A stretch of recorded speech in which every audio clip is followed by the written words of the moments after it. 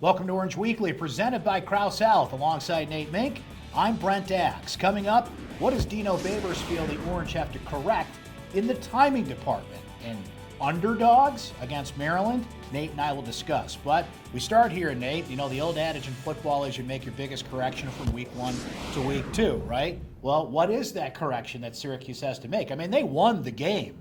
They shut out Liberty, but I think some people looked at that offense and said, something's not right here. I think you got to look at the throwing game, Brent. You know, Tommy DeVito wasn't on his A game on Saturday at Liberty. The receivers and DeVito were not on the same page. There's a lot of confusion out there at times. I think that is number one on the to-do list this week to get fixed. And it's not so much getting it fixed for just Maryland. It's keeping an eye towards a couple of weeks from now when Clemson rolls into town, knowing that you're going to have to be proficient on offense to keep up with that offense. You know, Dino Babers brought it up at his press conference earlier this week. Defense didn't miss a lot of reps together. That was definitely not the case on the offensive side of the ball. Every time an offensive lineman looked next to him, it was somebody different. There was injuries. Sam Heckel's status is unknown for this game coming up. And a lot of receivers missed time during camp. And Nate, it's not like they've got extra time to put in. There's only so many hours you can practice. There's only so many reps you can get. So we'll see if time is on the side for the Orange, for the offense to be better in week 2 against Maryland. One thing that was successful, though, was the running game, despite the problems of the offensive line. How did they find a way to break through? I actually think that's encouraging, Brent, knowing that you had a little bit of a merry-go-round in game on Saturday,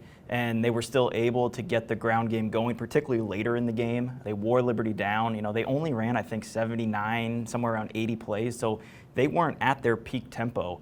But for them to get a push up front late in the game, O'Neal busted out that 41, 42-yard touchdown late in the game that really put the icing on the cake, I thought was huge. But, you know, again, I think that's, as we talk about corrections, I think that unit has to get better. And the biggest thing they need right now is just consistency and cohesion, because, you know, when you have a young guy at right tackle in Carlos Vettorello who's just trying to get comfortable out there, it does not help him if he's moving from the right side of the line over to the left side of the line, playing next to Evan Adams as opposed to Dakota Davis. So, you know, that's a unit that I think needs to take another step forward this week against Maryland to really feel good about themselves going into week 3. We're kind of burying the lead here, Nate, because it was the defense that dominated last week. 14 tackles for a loss, 8 sacks. They held Liberty to -4 rushing yards, created 4 turnovers, and pitched a shutout. And this isn't a case of that's Liberty out there. We saw the athletes, the dominant players on the defensive side of the ball, and that's something that might have to carry Syracuse here until the offense can get their timing right. Totally agree, Brent. And I think, you know, this is an advantageous position to be in, because when you have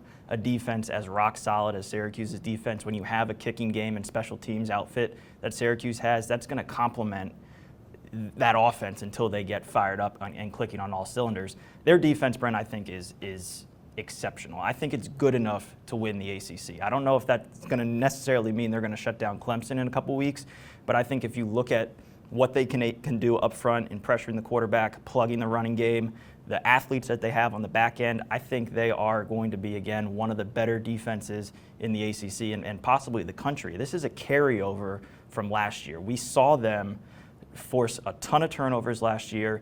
They've been good on third down, really going back until 2017. So that's always been a hallmark for their defense. And I don't really expect that to change at all unless they have mass attrition this season. Well, we'll see how that defense matches up with Maryland quarterback Josh Jackson coming up here in a moment. But first, Syracuse head coach Dino Babers wants to know how Syracuse gets time back on their side. It's time for Syracuse Soundbites.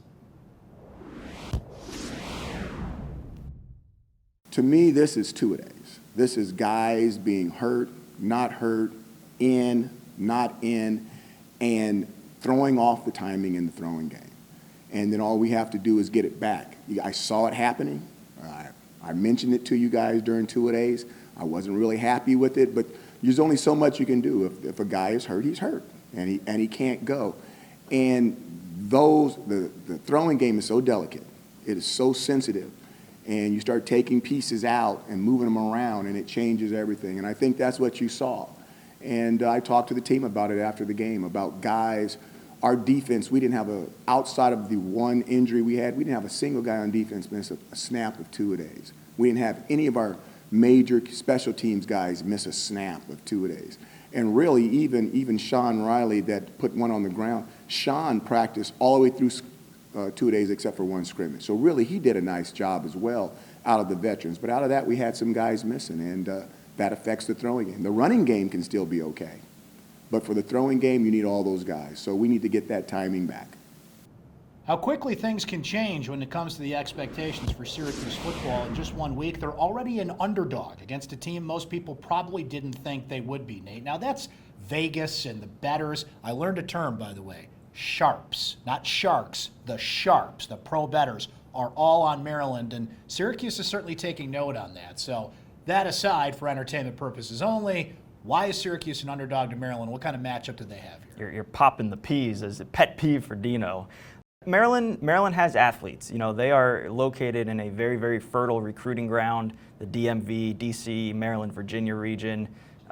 Very, very talented corridor. You know, at least 8 players on Syracuse's roster hail from that region. So that's a very fertile recruiting ground. And Maryland has talent. They beat Texas last year, a team that beat Georgia in the Sugar Bowl. They took Ohio State down to the wire in a 52-51 game, in a game that they probably should have won, quite frankly. So there's a lot of talent remaining from that team, and they added some transfers. You know, Josh Jackson is a transfer from Virginia Tech who was a very, very productive quarterback in the ACC. They added 2 linebackers from Ohio State and from Clemson. That's going to bolster their defense. They have a tight end from Buffalo who's a graduate transfer. They have another receiver from Virginia Tech. So they're kind of transfer you over there.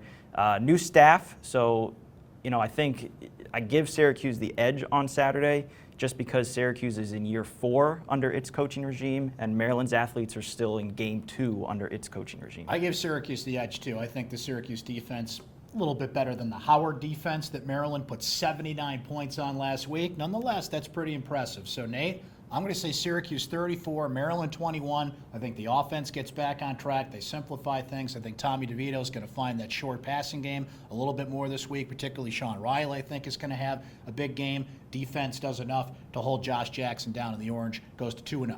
So you told me you had your prediction in at midnight on Tuesday. That's right. My prediction, for the record, came in around noon on Tuesday, and my score, 34-21. Come on. So we're Come right there. on. We're right there. We didn't plan this. Not we at did all. not plan this. I do think, Brent, at the end of the day on Saturday, all this talk about what's wrong with the offense is going to sound like bluster. I think DeVito is going to have a major chip on his shoulder. I think the offense is going to be very, very productive, and they're going to want to come out and really make a statement going into week 3. And I don't think they're gonna have a letdown. There you have it, 34-21. Go play those numbers in the lottery.